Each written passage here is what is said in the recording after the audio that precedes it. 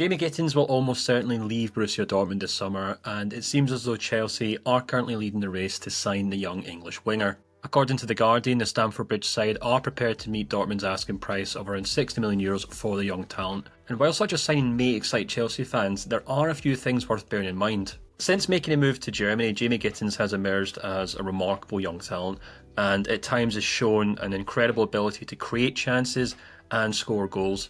But he hasn't yet managed to find a way to combine both to become a top player. And today I just wanted to kind of talk a little bit about that to explain why that may be the case and note some of the flaws in his game that will have to be ironed out if he wants to go on and thrive at a club like Chelsea. Over the course of his time at Dortmund, Gittens has averaged a very respectable 0.56 goals and assists per 90. But his playing style has varied rather wildly from last season to this season, and as such it's quite hard to get a read on what type of player he is right now and what he wants to become in the years to come. For example, last season Gittens bagged 2 goals and 8 assists in all competitions, which clearly points to a player that prioritised goal creation over scoring goals himself. And that can be seen in this graph of all under-21 wingers in Europe's top 5 leagues. As we can clearly see, only Matthias Tell and Nico Williams averaged more assists per 90, while just a handful of players averaged more key passes. This points to a more traditional winger who seems to be quite content creating goals for his teammates. However, this season Gittens' game did change quite dramatically, and over the course of 45 appearances for the Bundesliga team,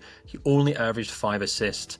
But he did bag 12 goals, and as we can see from this season's graph of shot frequency and non-penalty goals per 90, Gittens is one of the best wingers aged 21 or younger in Europe's top 5 leagues as a pure goal threat. To be fair to the young winger, he has found himself working under 4 head coaches since he made his debut in 2022. And the fact that he's managed to find a way to work his way into the team under each of these head coaches who played very different styles of play and formations is a credit to him and his adaptability as a young player. For example, under Edin Terzic, he played in a very defensive system and at times even played as a wing-back in some competitions, while this season under Nuri Sahin and then laterally under Niko Kovac, he's played as a far more traditional forward player in a more attacking system. As such, his touches outside the final third stood at 51% last season, but have since dropped quite dramatically to just 44% this season, which certainly lines up with him being a facilitator of attacking moves deeper in Dortmund's own team to a more direct forward who is spearheading his team's attacks this season. So in the space of 12 to 18 months, Gittens has gone from being a traditional winger to